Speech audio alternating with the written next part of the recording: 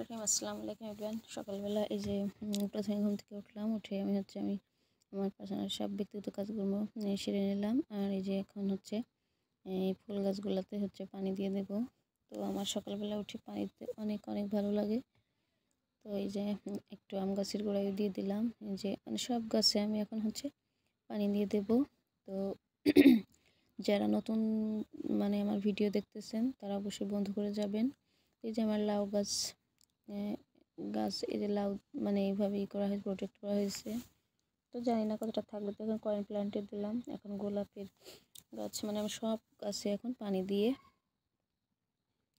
এখন আমি উঠানটা ঝাড় দিয়ে নিচ্ছি। তো আমি আসলে ব্লগ ভিডিও আমি বানাতে পারি না, আমাকে ওরকম কেউ নেই যে ক্যামেরা ধরবে আমি ভিডিও করব। তো যাই হোক, আমি যে করেছি, আমার ছেলেকে একটু বলেছিলাম ধর ক্যামেরাটা, তো করছে। ছোট মানুষ পারে না, যতটা পারছে। তো জানি না কেমন হয়েছে, আপনারা অবশ্যই কমেন্টে জানাবেন। তো আমি উঠানটা ভালো করে সম্পূর্ণ উঠানটা ঝাড় দিয়ে নিলাম।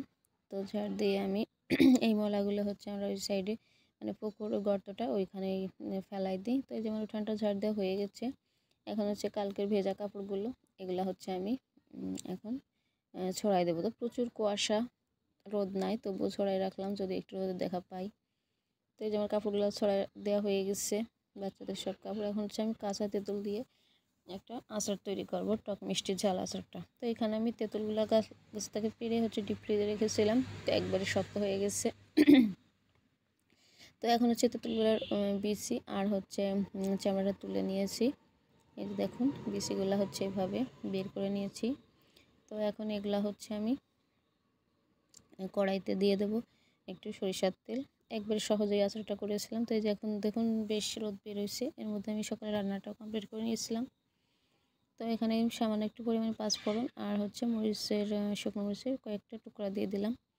তো এগুলা দিয়ে আমি প্রথমে দিয়ে দিলাম তেঁতুলটা। তো তেঁতুলটা দিয়ে আমি ভালো করে নেড়ে চেড়ে মিক্সড করে দিলাম। তো এখানে আমি একটা তেঁতুলের বোটাও রেখেছি, দেখতে একটু ভালো লাগবে। তো এখানে আমি আখের গুড় দিয়ে আচারটা বানাচ্ছি। তো একেবারেই অল্প ছিল তেঁতুল, তো ভাবলাম একটু আচার করে নিই। আমার বাচ্চারা খুব আচার পছন্দ করে, তো এই জন্য সবসময় আমার আচার ঘরে রাখতেই হয়। তো এখন আমি গুড়টা দিয়ে ভালো করে নেড়ে চেড়ে গুড়টা একটু গলে যাওয়া অবধি জাল করতে থাকবো। তো ভিউয়ার্স, আমার ভিডিওটি দেখার আগে দয়া করে একটু লাইক দিয়ে দেবেন। এখানে আমি সামান্য একটু পরিমাণে বিট লবণ দিলাম। আচারে সবসময় বিট লবণ ব্যবহার করার চেষ্টা করবেন, যাতে আচারের স্বাদটা একেবারে দোকানের আচারের মতোই হবে। তো এখন আমি সামান্য একটু পরিমাণে সাদা সিরকা ভিনেগার দিয়ে দিলাম। তো এটা দিয়ে আমি এখন ভালো করে নেড়ে চেড়ে নিব। তো মাটির চুলায় তো আচার করতেছি, এখন অতিরিক্ত জাল দিতে পারতেছি না, আবার অতটা খুবই একটা করে সাবধানে জালগুলো দিতে হবে। তো এই যেগুলো আমি নেড়ে চেড়ে একটু ভেঙে নিচ্ছি। তো আমি আস্ত আচার করব না, একটু ভেঙে চেড়েই ভেঙেই আচারটা করব, মাখা মাখা আচারটা। তো এই যে বলক উঠে গেছে, এখন আমি অনবরত নাড়তে থাকবো। তো ভিউয়ার্স, যারা সব সময় আমার সাথে আছেন তাদেরকে অসংখ্য ধন্যবাদ। যদি নতুন করে কেউ আসেন তাহলে অবশ্যই আমার সাথে থাকবেন, আর কমিউনিটিতে লেটার দেবেন। অনেকেই ভিডিও নিচেই নম্বর লিখে দেন যে এত নম্বর সেভ করলাম, দয়া করে এটা করবেন না কেউ।